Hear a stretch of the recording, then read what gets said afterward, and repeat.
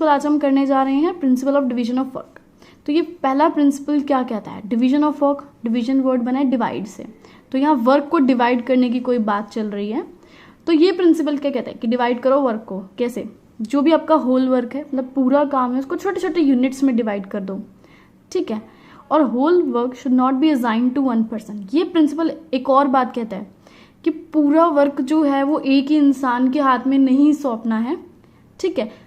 Instead आपको क्या करना है, हर एक एम्प्लॉय को, हर एक इंडिविजुअल को सिर्फ एक यूनिट देना है।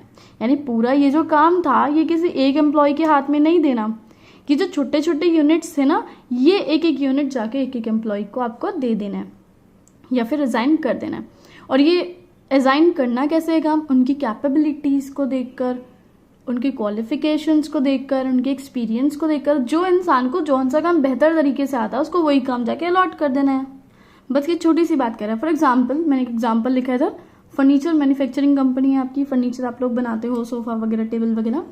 तो ये इसमें बहुत सारा काम होता है, ठीक है, फर्नीचर बनाने का।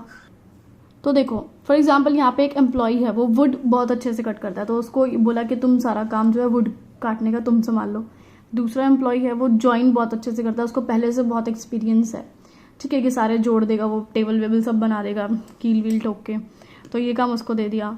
थर्ड है, उसको काम दे दिया पॉलिश का। उसने बोला कि मुझे पॉलिश का काम बहुत अच्छे से आता है, मैंने पहले भी किया हुआ है, तो उसको पॉलिश का काम दे दिया। तो पूरे जो आपका वर्क था ना, उसको हमने डिवाइड कर दिया छोटे छोटे यूनिट्स में, और जाके ये एम्प्लॉय को एक एक यूनिट काम पकड़ा दिया।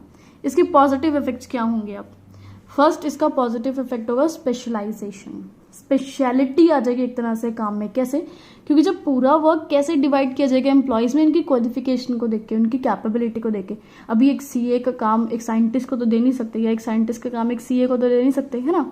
तो अगर एम्प्लॉय की क्वालिफिकेशन को देखकर, उसके एक्सपीरियंस को देखकर, उसकी कैपेबिलिटीज को देखकर काम दिया जाए उनको, तो इससे उनके काम में बहुत स्पेशलिटी आती है, स्पेशलाइजेशन आता है।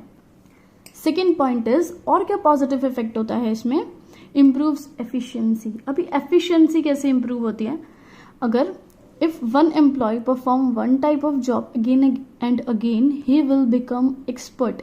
अगर एक एम्प्लॉय बार बार एक ही जॉब को करेगा तो क्या होगा? वो एक्सपर्ट हो जाएगा उस काम में। अगर आप देखिए, आप है किसी भी चैप्टर को या कोई भी टॉपिक है, बार बार उसे रीड करते रहे, बार बार उसे लर्न करते रहे, तो होता है ना, आपको भी वो बहुत अच्छे से लर्न हो जाता है। तो जब एक एम्प्लॉय किसी एक काम को बार बार परफॉर्म करता है, तो वो भी एक्सपर्ट हो जाता है उस काम में। अभी इस प्रिंसिपल में क्या है? Consequences of violation of this principle. अगर हम इस प्रिंसिपल को फॉलो नहीं करते हैं तो उसके क्या कंसिक्वेंसेज हो सकते हैं? Lack of efficiency. एफिशिएंसी बिल्कुल नहीं आती है, क्योंकि कोई एम्प्लॉय कभी कोई काम कर रहा है, कोई एम्प्लॉय कभी कोई काम कर रहा है ना। तो मिस्टेक के बहुत चांसेस होते हैं, रिसोर्सेज वेस्ट होने के बहुत चांसेस होते हैं। जैसे कि मैंने यहाँ फर्नीचर का काम दिया था, तो फर्नीचर में क्या होगा? जिसको वुड काटनी आती है उसको मैं पॉलिश करने के लिए दे रही हूँ, पॉलिश वाले को वुड काटने का काम दे रही हूँ, तो पॉलिश वाला में भी वुड काटने में गलती कर दे, ऊपर नीचे नाप कर दे, है ना। टेबल पता लगे उसका एक जो है लेग छोटा हो गया, एक बड़ा हो गया, है ना। तो जो है एफिशिएंसी नहीं आएगी, वेस्टेज ऑफ रिसोर्सेज ज़्यादा होगा। स्पेशलाइजेशन भी बिल्कुल नहीं आएगा, क्योंकि हर एम्प्लॉय जो है बार बार अलग अलग काम करे जा रहे हैं, कोई स्पेशलिटी नहीं आएगी काम में। Chances of duplication of work. अब क्या होगा? सपोज एक एम्प्लॉय हो गया, वो ना फिनिशिंग टच, यहाँ पे जो मैंने आपको बताया था, जैसे फिनिशिंग टच करके चला गया। दूसरा एम्प्लॉय आया, वो भी करके चला गया। फिर ये एम्प्लॉय आया, ये भी करके चला गया। सोचा कि ये काम करने में मेहनत है, चल मैं ये कर देता हूँ। इसने भी सोचा इतनी मेहनत कौन लगाए, मैं ये काम कर देता हूँ, है ना। तो दो लोगों ने ये काम परफॉर्म कर दिया, बट था सिर्फ इसका।